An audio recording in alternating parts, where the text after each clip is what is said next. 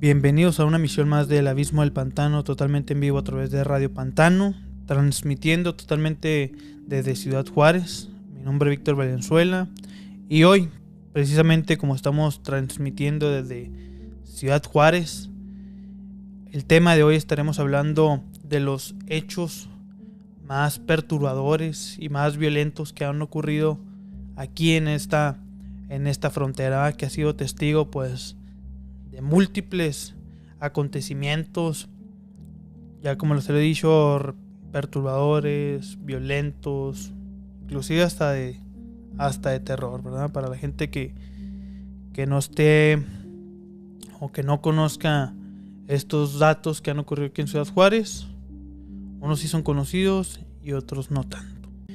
Y para iniciar les cuento el caso, ¿verdad? El caso conocido como el Cobalto 60. Este caso que ocurrió o inició, más bien dicho, en el año de 1977, tengo entendido, que en Estados Unidos tenían en un hospital tenían una máquina pues para hacer radiografía, rayos X, pero al tenerla ya desechada, ya prácticamente optaron por llevársela, creo que a Fort Worth, la ciudad de Fort Worth, ahí en Estados Unidos, y cae aquí a Ciudad Juárez, precisamente sí, en el año 1977, en un hospital privado aquí conocido como el Centro Médico de Especialidades, donde llega aquí esta máquina. Obviamente que, como siempre, aquí la corrupción ha sido presente en México. Aquí hicieron corrupción, actos de corrupción, como les dicen, lo que le llaman los moches, en lo que es la aduana, para que no se hiciera tanta investigación del papeleo de esta máquina. Y así es como logran traerla aquí a este hospital privado. Pero al tener esta máquina aquí en Ciudad Juárez, este hospital no cuenta con las personas pues capacitadas pues para manejarlas, por lo que optan por almacenarla pues en lo que contratan o una persona que sea capacitada para manejarla. Pasan los años y tengo entendido que este hospital cambia de administración en cuanto al personal de directivos, pues. Y se llega hasta el año de 1983, tengo entendido, que el nuevo director de este hospital, al ver que ya tenían diferentes máquinas almacenadas, se la regala a uno de sus trabajadores, pues diciéndoles que la llevaran a un depósito de reciclaje. Aquí en Ciudad Juárez, aquí en el norte, lo conocemos como el Kilo. Ir a venderlos al Fierro Viejo, no sé cómo lo conozcan. Entonces las personas, ahí sí no tengo el nombre,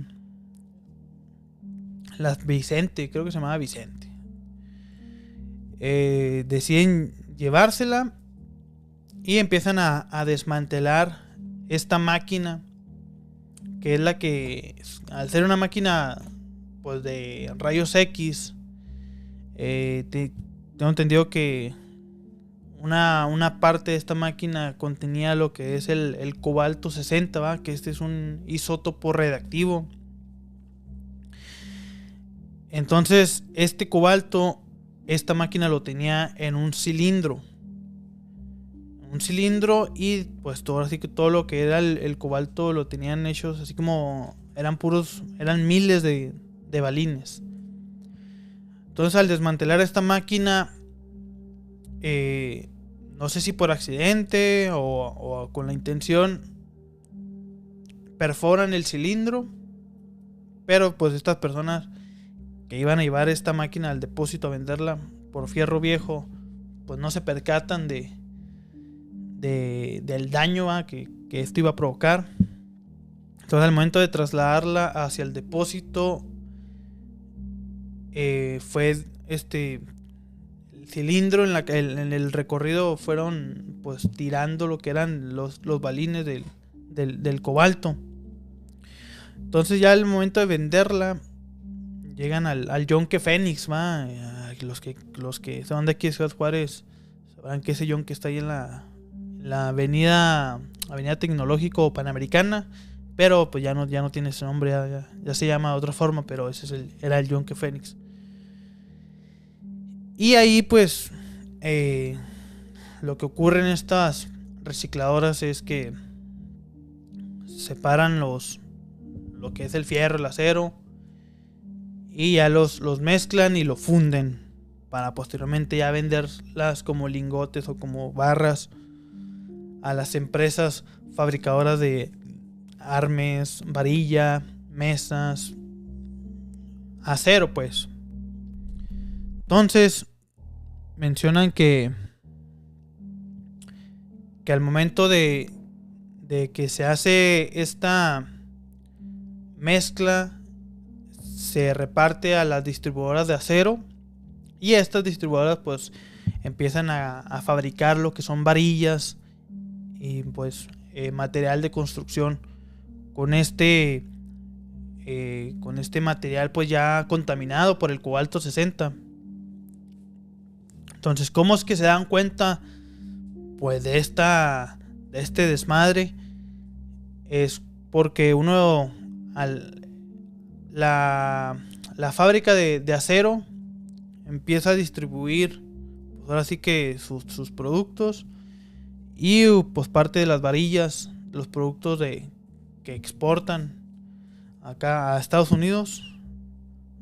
Tengo entendido que en el camino hacia Nuevo México pasa por un laboratorio pues de radiación que se llama Los Álamos, tengo entendido, y prende las alarmas, ahora sí, de que detectan radiación, y es cuando empiezan a investigar que de dónde viene, y ahora sí es como dan con este tráiler, y luego de este tráiler pues ya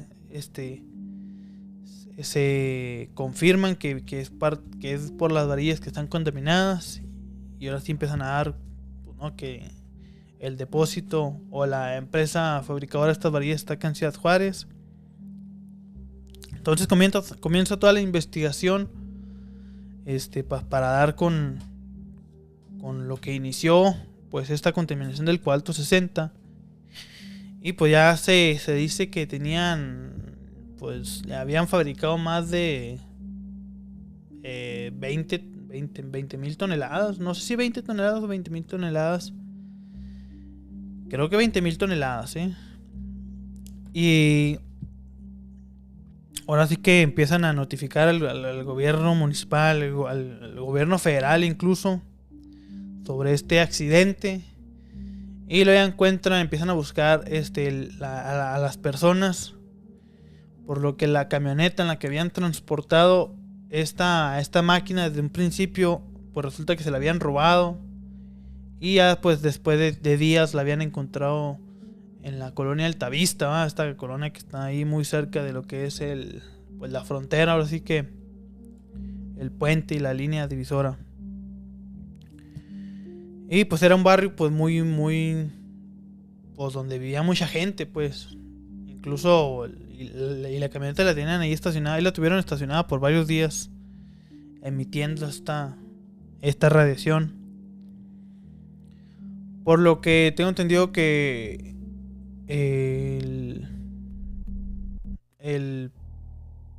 pues el gobierno mexicano pide ayuda al gobierno de Estados Unidos a que ayude con pues para traer ¿cómo se llama? Para que ayuden a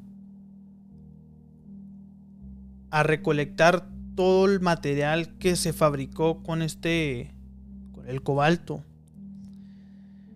Entonces, para esa época, 1984, no había pues tanta divulgación mediática, pero pues testigos narran que se veían helicópteros extranjeros, y pues dicen los periodistas, ¿verdad?, de ese entonces que muchos soldados estuvieron trabajando aquí de forma encubierta, pues para no darse a notar, así que con todos los juarenses, ¿verdad? Entonces tengo entendido que no recolectan todo. En Estados Unidos sí recolectan el 90% de este material contaminado, pero aquí, pues obviamente se dice que, pues como aquí no tenían personal capacitado para encontrar o rastrear este material contaminado, hicieron pasar ahora sí que empleados del gobierno de salubridad, lo hicieron pasar como inspectores, con tal de ya dar el carpetazo para cerrar carpeta. Entonces recolectan pues miles o cientos de balines, varillas, y todos estos los juntaron. Entonces, para deshacerse de ellos, se los llevan a lo que es el área de las dunas, un área que se llama el Vergel, tengo entendido, y ahí escarbaron, pero cual basura se dice, va, que los envolvieron en bolsas negras, los enterraron, y arriba solamente aplicaron una placa de cemento. Entonces tengo entendido que pues pasan los años, y se dice que por ahí del 2001 se descubrió que habían sacado otra vez este material, y pues que se encontraba otra vez ahí regado en lo que es el desierto de Samalayuca. Y ya pues como datos extras que conozco, tengo entendido que al personal que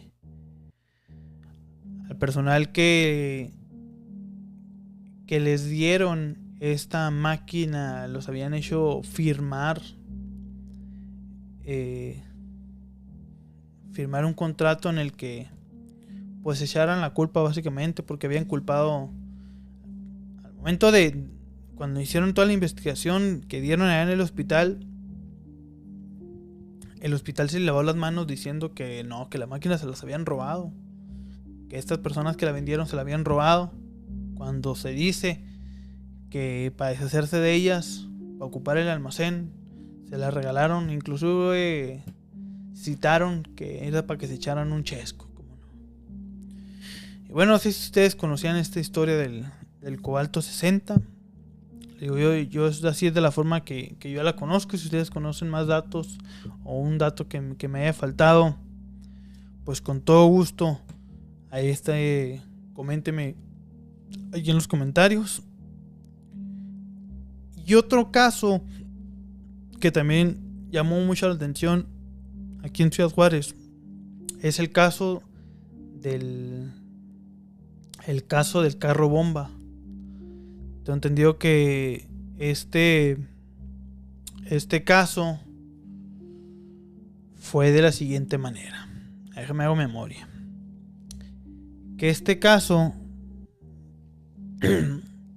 este atentado se dio como una represalia, porque no sé si ese mismo día habían capturado a un líder local del cártel de Juárez. Entonces, el cártel, como represalias de ese hecho, pues decidieron tenderles una trampa a los que en ese entonces estaban aquí operando la Policía Federal. Entonces, ahí en la avenida 16 de septiembre, una de las avenidas pues más transitadas aquí en Ciudad Juárez, que es la que Bueno, ahorita ya nomás te lleva para el centro, pero antes sí tenía los dos carriles para venir del centro y para ir. Ahorita ya nomás es de un solo sentido, para ir para el centro, para el puente de Santa Fe. Avenida 16 de septiembre y Bolivia es donde se dice que tenían un carro estacionado y que habían capturado a un enemigo del cártel contrario, ¿verdad? Pero lo disfrazaron de policía federal. Entonces, para llamar la atención de los agentes federales, metieron a esta persona disfrazada de policía federal, pero lo tenían amarrado boca abajo dentro del carro. Que el carro se dice que lo tenían, creo que con 10 kilos de material explosivo, C4, algo así, lo que decían los medios en ese entonces. Pero aquí es donde yo no entiendo, porque pues, aquí unos medios dicen una cosa y otros medios dicen otra cosa. En un medio se dice que primero hubo una primera explosión no tan grande, que es la que hizo que llamara la atención de los, pues así que de los policías federales. Y otros dicen que nomás hubo una sola explosión. Así que si ustedes se alimentan de tarea. Pero al momento de hacer el reporte y darse cuenta que habían abatido a un policía federal, se acercan más, ahora sí que pues más agentes a la escena del crimen.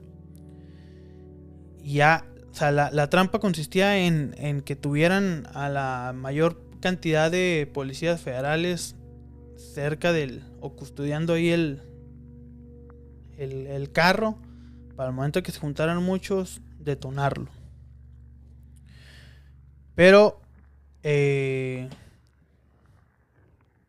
creo que de las víctimas de este atentado fue un médico, y fue un policía federal, y fue un reportero de pues ahora sí, de un medio aquí local, que fue a hacer pues, su reportaje. Y el momento de fueron que no sé si fueron 3 o 4 víctimas que sí fallecieron por ese atentado, y sí hubo pues obviamente más heridos. Entonces ese acto sí se realizó. Déjame ver qué fecha, por qué lo tenía. Fue el 15 de julio del 2010. ¿2010 o 2016? 2010. Y les digo, pues ese fue un caso, o fue un hecho que llamó la atención a nivel internacional incluso, porque pues fue nota nacional e internacional. Pero dijo estornudo.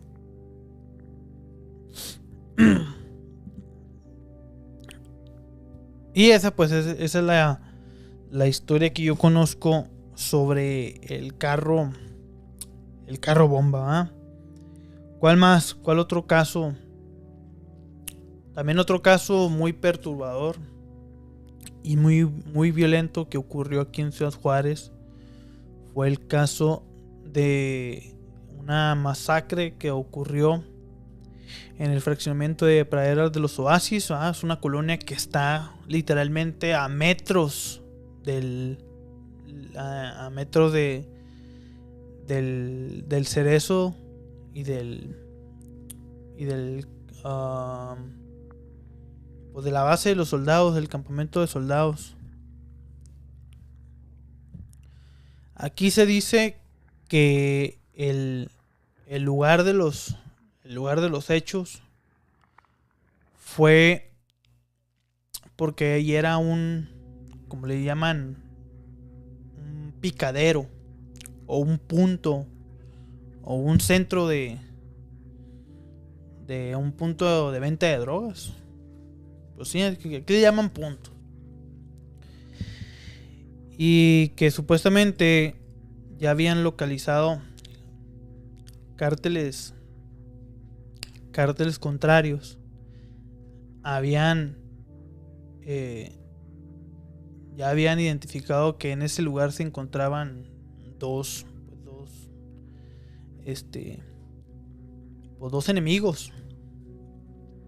Entonces se dice, por parte de vecinos y por parte de los periodistas que le dieron pues investigación a este caso, que se dice que fueron 9 personas que llegaron al lugar, entraron y se encontraban dentro de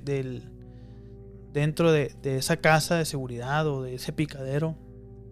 Se encontraban 11 personas, entre ellos vendedores y consumidores. Este pedo fue porque el hecho de que tengo entendido que aquí en Ciudad Juárez no se permite la venta, ni siquiera, ya digamos, ni la venta, ni el consumo de esta metanfetamina llamada el cristal. Entonces aquí en Ciudad Juárez tengo entendido que es penado tanto venderla y tanto consumirla y mucho más pues venderla, porque lo que yo he escuchado es de que esta droga pues fácilmente acaba con la vida de quien lo consume, y pues esto para los cárteles o para los narcotraficantes pues no es negocio acabar que acabe con sus clientes, por así decirlo. Entonces los hechos aquí ocurridos al momento de llegar este grupo armado a este lugar, se dice que los torturaron. A estos creo que no los mataron a balazos, o sí, no me acuerdo, pero aquí las notas se dice que los amarraron, los torturaron. A las mujeres que se encontraban en el lugar pues las violaron, y pues posteriormente era una casa de 2 pisos. La parte de arriba donde se encontraban 8 personas amarradas, y en la planta baja estaban 3. Algunas de estas víctimas, como mensaje, tengo entendido que les dejaron un foco incrustado en lo que es los glúteos, pues como mensaje para quienes consumían y para quienes vendían esta metanfetamina. Entonces igual este caso es uno de los más violentos que ocurrieron aquí en esta frontera, como no. Y pues bueno, para continuar vamos a un corte musical, y seguimos con más datos aquí en este programa de El Abismo del Pantano, totalmente en vivo a través de Radio Pantano. Y bueno, amigos, ya estamos de regreso aquí en este programa del Abismo del Pantano, totalmente en vivo a través de Radio Pantano, y continuamos, ¿verdad?, con este tema pues impresionante, perturbador, que es los casos más violentos y perturbadores que han ocurrido aquí en Ciudad Juárez. Y pues bueno, un hecho que se sigue presentando hasta la fecha aquí en esta ciudad, pues es el caso de los feminicidios, ¿verdad? Este hecho, estas prácticas que iniciaron desde 1990, 91, y que pues el término Las Muertas de Juárez pues fue un caso que, si bien inició en esta década de los 90s, pues hasta la fecha no se ha podido concluir, porque pues se siguen presentando si bien tengo entendido ya no de igual magnitud como en aquellos años, pues desafortunadamente pues sigue pasando. Entonces aquí no tengo muchos datos sobre este tema de las muertes de Juárez, pero a lo que yo tengo entendido es de que en aquellos años, pues al llegar aquí empezó a llegar aquí muchos parques industriales, mucha maquiladora, pues ya hubo mayor oportunidad laboral pues para las familias, que si bien mucha gente llegaba aquí a Juárez con la intención de brincar a Estados Unidos, entonces como se fue complicando la cosa, ¿va? Cada vez fue más difícil poder cruzar el charco, pues muchos optaron con radicar aquí en esta ciudad. Entonces se dice que muchas víctimas de estos hechos, ¿va? de las muertes de Juárez eran mujeres pues de clase baja, ¿va? Se dice, ¿va? que las víctimas eran así de lugares aledaños, o como se dice, de lugares pobres, pues, aquí de Juárez. Entonces muchos se dicen que muchos fueron víctimas así fueron maquiladoras. También se dice que hubo un tiempo que varios ruteros, ¿va? Choferes de transporte público o de personal incluso, que también desaparecían mujeres pues secuestradas en las calles poco transitadas de aquí de Juárez, del centro. Y de acá, fíjense, ahorita que estamos con este tema de lo de las muertes de Juárez, hay un caso que se le adjudica a esto que estamos hablando, que es el caso del árabe, un árabe que era un asesino serial, que llegó aquí a Ciudad Juárez, y él pues perpetuó o fue culpable de diferentes feminicidios aquí en esta frontera. Entonces, fíjate, déjenme les leo aquí los datos, ¿va? Se dice que este árabe llegó aquí en 1994 y que llegó a vivir ahí en la colonia Rincones de San Marcos, aquí en Ciudad Juárez, en un lujoso vecindario cuya residencia fue patrocinada por la compañía en la que trabajaba. Tenía la cortada perfecta, la de un hombre y un químico inteligente. O sea, esta persona que era, este pinche árabe que era un químico que aquí en México realizó varias patentes, pero ya tenía precedentes de ser un asesino serial, porque tengo entendido que estuvo viviendo muchos años, cerca de 20 años en lo que es Estados Unidos, y que se casó como 2 veces y tuvo como 5 viejas, pero pues todas fueron un fracaso, ya que el güey era muy violento y era muy pues era muy loco, por así decirlo. Entonces se fue mudando de ciudad en ciudad hasta que llega aquí a Ciudad Juárez. Por lo que nos dice, la Procuraduría había encontrado a su hombre perfecto. Sharif, con su historial criminal, fue el candidato perfecto para ser acusado por los homicidios y feminicidios. Las autoridades lo señalaron como el culpable. Entonces dice que aquí una prostituta de 19 años de edad denunció a Abdelatif Sharif, así es como se llamaba el árabe, el 3 de octubre de 1995 por haberla presuntamente secuestrado por 3 días, golpeado, violado y amenazado de muerte.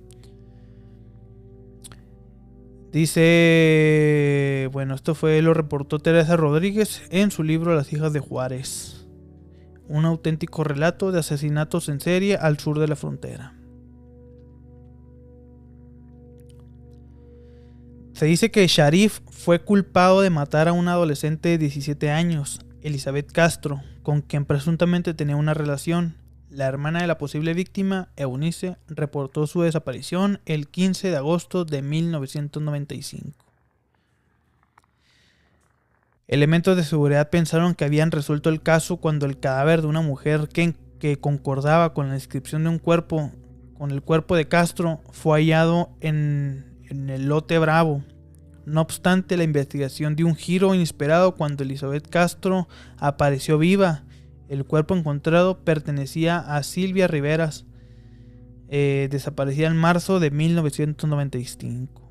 Testigos en ese entonces declararon que Rivera Salas había sido secuestrada por 2 sujetos en una camioneta. Aún así, Sharif fue sentenciado a 60 años de prisión por el asesinato de Silvia Rivera, mientras que se abría un caso para acusarlo del homicidio de otras 17 mujeres. Estando dentro de la cárcel, los cuerpos de más mujeres violadas, estranguladas y torturadas continuaban apareciendo alrededor de toda Ciudad Juárez. Las autoridades pintaron una imagen del hombre de origen egipcio, de un asesino, violador y psicópata que controlaba a las mujeres, que controlaba las muertes desde la cárcel. Desde el Centro de Reinserción Social, el Cerezo, de Ciudad Juárez, daba conferencias de prensa donde afirmaba que él no era el culpable de los múltiples homicidios. Entre octubre de 1995 y abril de 1996, mientras Sharif seguía en la cárcel, otros 12 feminicidios se perpetraron en la urbe chihuahuense. En 1996, los llamados rebeldes de Ciudad Juárez, un grupo de asesinos seriales, fueron arrestados e inculpados por los asesinatos de 17 mujeres. En ese mismo año, otro grupo de hombres que mataban en conjunto, los ruteros o choferes de Ciudad Juárez, también fueron capturados. Todavía se publicaba y difundían reportes que afirmaban que todos habían sido contratados por Sharif para cometer los crímenes. En 1996 seguía siendo acusado de 17 delitos de homicidio, 24 de ser el autor intelectual y docenas de cargos por violación, secuestro y tráfico de personas. Entonces se dice que este árabe, Abdellatif Sharif, murió el 2 de junio del 2006 en el Cerezo de la capital, en la entidad federativa. Su causa de muerte, reportaron las autoridades, fue de un paro cardíaco y un choque hipovolémico ocasionado por una hemorragia crónica debido a una úlcera péptica. Fue enterrado en México porque no se encontró ningún familiar para repatriar su cadáver, y al funeral asistió Karim El Sadat, en ese entonces el cónsul de Egipto aquí en el país. Y él hasta su muerte afirmaba que era inocente, y aun cuando los femicidios continúan. Pues bueno, les digo,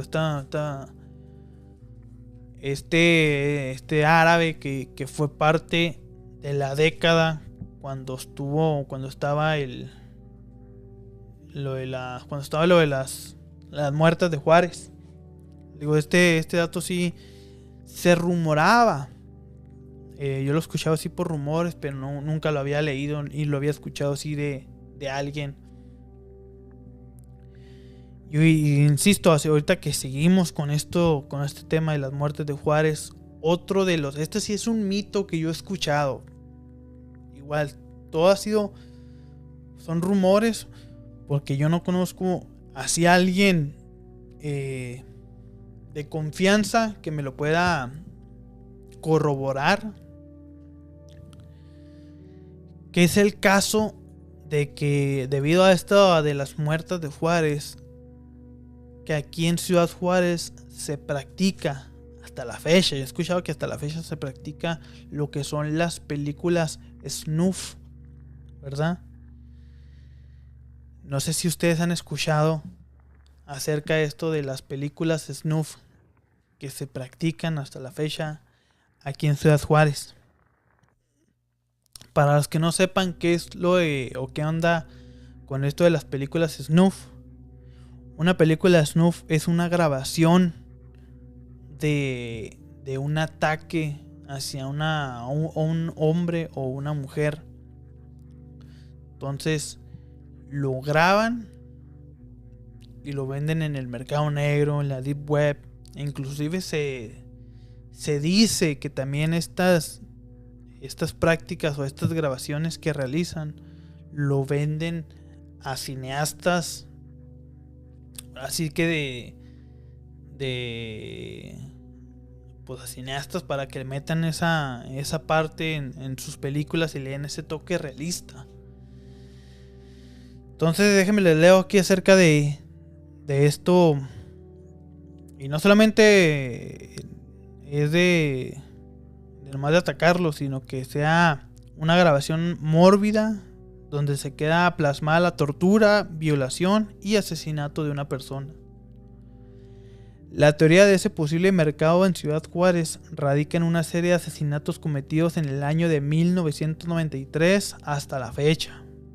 Se descarta la posibilidad que un asesino serial hubiese sido el que cometiera tales actos, ya que las víctimas son elegidas con que no superan los 30 años de edad y su mayoría son entre 15 y 20 años. Provenientes de familias pobres, tez morena y cabello hasta los hombros. Son las víctimas que se han encontrado estranguladas en hoteles, contenedores de basura y arrojadas en el desierto y a las orillas de las rutas. Algunos elementos comunes a muchas de las muertes parecen admitir esa posibilidad. Una es la gran parte de los asesinatos fueron por estrangulamiento, lo que supone una muerte lenta luego de reiteradas violaciones anales y vaginales. Otro, en muchos cuerpos el pecho izquierdo aparecía completamente cercenado y el pezón derecho arrancado a mordiscones. En estos casos la causa de muerte fue la misma, estrangulamiento. 3. Se pudo establecer que muchas de las víctimas habían permanecido varios días en cautiverio antes de morir. Esto solo se comprobó cuando el reclamo familiar permitió identificar los cuerpos, contrastando el día de la desaparición con la fecha de la muerte calculada por los médicos. Lo cierto es que en Juárez todo parece tristemente cinematográfico, demasiado cruel para ser verdad. En una de las cabañas en las que se llevaron a cabo varios crímenes se encontró una tabla que bien pudo ser la escenografía de un rito macabro. La tabla tenía los dibujos cuidadosamente realizados de 10 mujeres, cada uno con su número correspondiente. Sobre ellos, restos de cera de vela y sangre. La policía incautó la tabla y la prueba automáticamente desapareció. Quedan los testimonios de quienes encontraron la cabaña y los restos de la supuesta víctima número 10.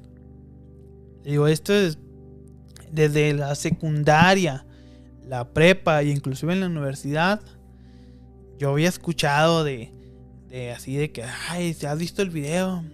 Y ahí fue donde, pues desde la secundaria lo escuchaba. En la prepa fue cuando conocí más de este pedo. Pero pues todos dicen, ahora sí que es el típico amigo de un amigo o el primo de un amigo, que ellos sí han visto este material o que han visto al momento de la grabación en la calle. O sea, yo he escuchado varios rumores, pero pues esperemos que esto sí sea realmente un rumor y que no se esté llevando o que no se haya llevado a cabo todavía. Y pues bueno, ya para cerrar, pues hay que cerrar con un caso también pues lamentable, un caso que también llamó la atención a nivel internacional, no solamente nacional, que es el caso de la masacre en Villa de Salvarcar. Esa me imagino que muchos no la han de conocer. Que se dice que este hecho ocurrió en la colonia o el fraccionamiento Salvarcar, Villa de Salvarcar, en una fiesta donde alumnos del Bachilleres 9, alumnos del CEBETI 128 y alumnos de la Universidad Autónoma de Ciudad Juárez, la UACJ, habían realizado una fiesta en este domicilio, en el fraccionamiento de Salvarcar. Habían realizado una fiesta, había alrededor de 60 personas, y que un grupo armado de alrededor de 20 personas pues llegó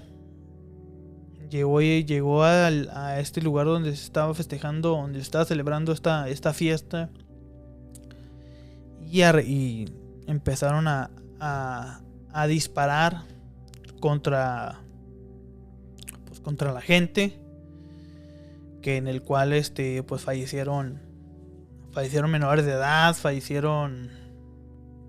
¿cuántos fueron? Fueron 18 víctimas de este ataque. Se dice que este atentado ocurrió por el hecho de que en esa fiesta se encontraban dos presuntos narcotraficantes que eran del cártel de la línea, creo. Sí, porque el autor intelectual de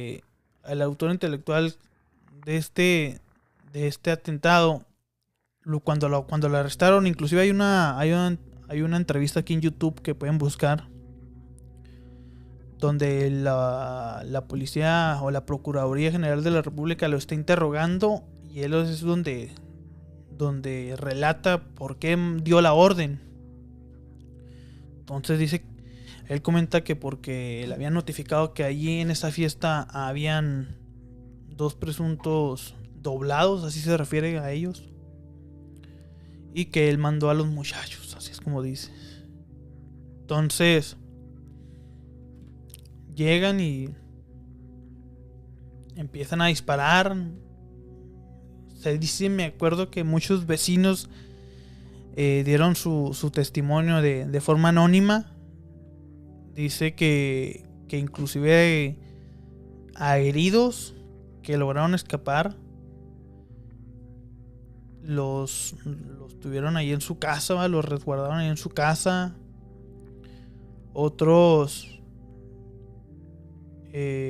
vecinos fueron los que vieron alrededor de que al momento de cuando llegaron este grupo armado, pues llegaron rechinando, llegaron frenando, y se percataron de que eran 4 camionetas y se bajaron alrededor de 20 personas armadas. Y entonces pues llegan, disparan y acaban pues con la vida de son 18 personas. Les digo que creo que el más grande era de 42 años, y luego 38, y luego 30, 20 y tantos, y así hasta menor de edad. No, yo ya no supe si identificaron a los presuntos pues a los presuntos narcotraficantes del bando contrario, por los que fueron a hacer ese atentado, porque se dice, a mí no me consta, yo no sé, que todos eran inocentes. Yo con mucho respeto no, yo no puedo saber si eso era cierto o no. Pero recuerdo que cuando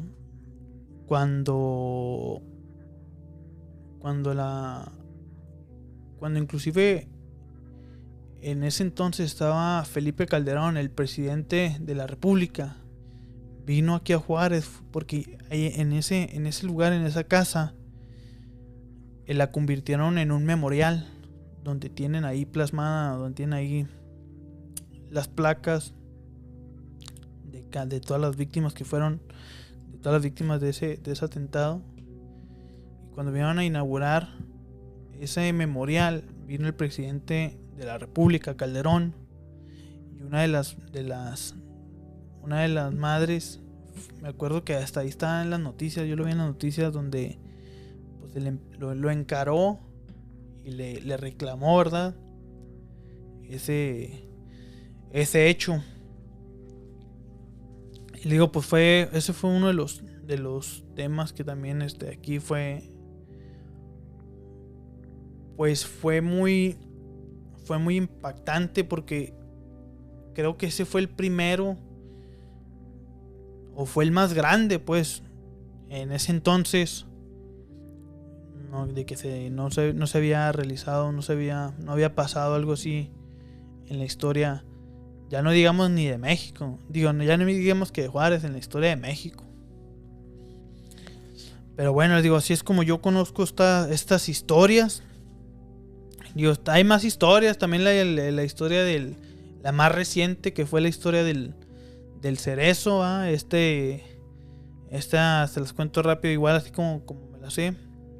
Esta historia donde habían planeado, el líder de uno de los cárteles de aquí de Juárez había planeado su escape. Y eso ocurrió el mero año nuevo, el primero de enero del 2023. Bien tempranito realizaron un motín, y es donde ingresaron ahí al Cerezo, pues un grupo armado, para sacar o para liberar o para rescatar, no sé cómo se diga, a su líder. Entonces, en este motín, 10 custodios, pues fueron 10 custodios, y fueron 7 personas, no sé, de bandos contrarios, pero murieron 17 personas. Y en este escape se fugaron, creo que 30 reos, 30 prisioneros. Entonces se hizo un desmadre ahí en el Cerezo. Ya habían pasado